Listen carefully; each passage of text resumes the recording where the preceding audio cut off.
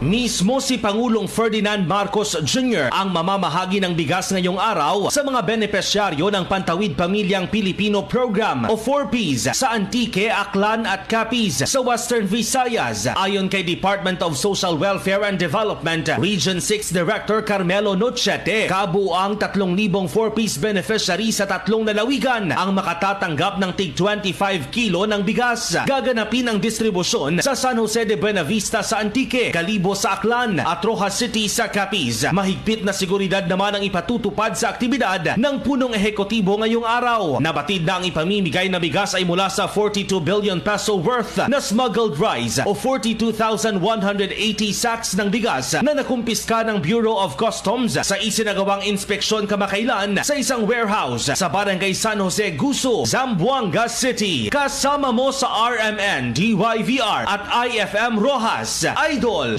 Joshua Kenneth Anas, Tatak RMN.